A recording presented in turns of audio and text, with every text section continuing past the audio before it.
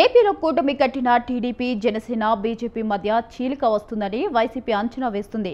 ముఖ్యంగా TDP, Janasena cadre భవిష్యత్తులో ఒకరినొకరు సహకరించుకునే పరిస్థితి ఉండదని భావిస్తుంది. ఇక సామాజిక వర్గాల లెక్కలు తప్పక మారతాయని వైసీపీ అనుకుంటుంది. మరి వైసీపీ అంచనాలు కరెక్ట్ అవుతాయా? Let watch the story.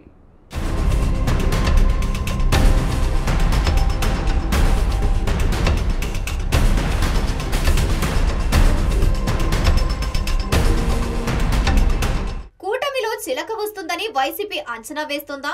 TDP, Janasena మధ్య వచ్చే గ్యాప్ తమకు ప్లస్ అవుతుందని భావిస్తోందా?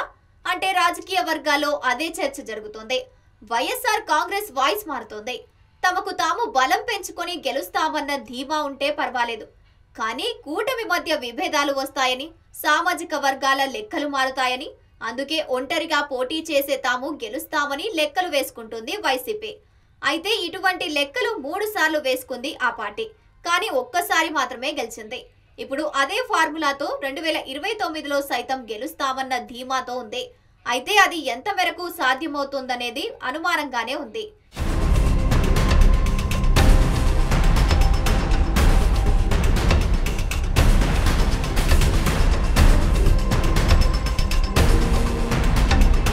ప్రస్తుతం టీడీపీ, జనసేన క్యాడర్ మధ్య గ్యాప్ పెరుగుతోందని వైసీపీ చెబుతోంది. ఆ గ్యాప్ తప్పకుండా వైసీపీ లాభం చేకూరుస్తోందని అంచనా వేసుకుంటుంది.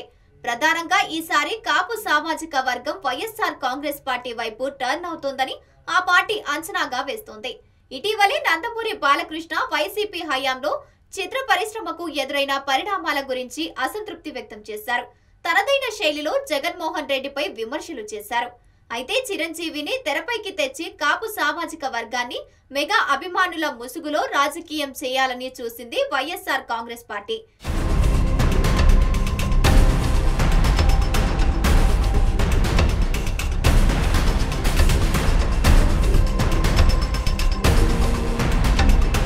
మరోవైపు కందుకూరులో ఓ హత్యను కాపు, కమ్మ సామాజిక వర్గాల మధ్య జరిగిన ఆధిపత్య పోరుగా చిత్రీకరించే ప్రయత్నం చేసింది. కాపులో ఒక రకమైన మార్పు కోసం ఈ ఘటనను సాకుగా చూపే సహనం చేసింది. కానీ ఈ విషయంలో అనుకున్నంత సక్సెస్ కనిపించలేదు. అయితే టీడీపీ, జనసేన, బీజేపీ నాయకత్వం విషయంలో వైఎస్ఆర్ కాంగ్రెస్ పార్టీకి స్పష్టత ఉంది. ఆ 3 పార్టీలు మరో 15 ఏళ్ల పాటు కలిసి వెళ్తాయని వారు బహటంగానే చెప్పుకొస్తున్నారు. ఏకంగా రాయలసీమ వచ్చి ప్రధాని నరేంద్ర మోదీ కీలక ప్రకటన చేశారు. పవన్ కళ్యాణ్ పార్టీ చంద్రబాబు నాయకత్వంలో పనిచేస్తామని తేల్చి చెప్పారు. ఇది వైసీపీకి మరింత అసహనం తెప్పించిందనే చర్చ జరుగుతోంది.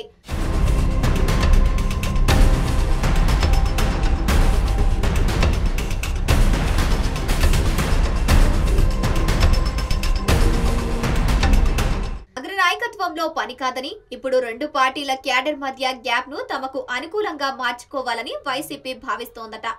ఎన్నికలు సమీపిస్తున్న కొద్దీ ఆ 2 పార్టీల క్యాడర్ మధ్య గ్యాప్ పెరుగుతోందని అంచనా వేస్తోంది.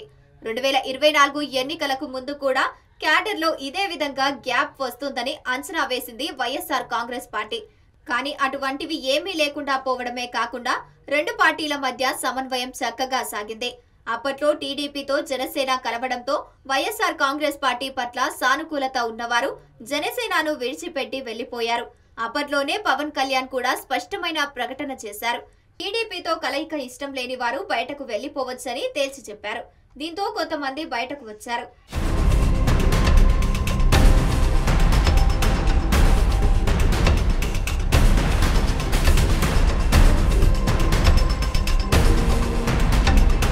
అయితే ప్రస్తుతం టీడీపీ, జనసేన బంధం దృఢంగా ఉంది. మరో 15 ఏళ్ల వరకు ఇలాగే ఉంటుందని కూడా పవన్ చెప్పారు. అయినా సరే కొన్ని చోట్ల టీడీపీ, జనసేన క్యాడర్ మధ్య గ్యాప్ ఉన్న మాట వాస్తవం. ఈ గ్యాప్ నే వైసీపీ వాడుకోవాలని చూస్తోంది. తప్పకుండా ఈ గ్యాప్ తమకు కలిసి వస్తుందని వైసీపీ భావిస్తోంది. అయితే వైసీపీ ఎత్తుగడలను కూడా జనసేన, టీడీపీ నాయకత్వం గమనిస్తోంది. పవన్, చంద్రబాబు ప్రస్తుతం సైలెంట్ గా ఉన్నా రాబోయే రోజుల్లో దీనిపై సీరియస్ గా దృష్టి పెట్టే అవకాశం ఉంది. 2029 ఎన్నికలకు ముందే ఈ గ్యాప్ ను తప్పకుండా సరిచేస్తారని విశ్లేషకులు భావిస్తున్నారు. మరి ఇలాంటి సమయంలో వైసీపీ పెట్టుకున్న ఆశయాలు నెరవేరుతాయో లేదో చూడాలి.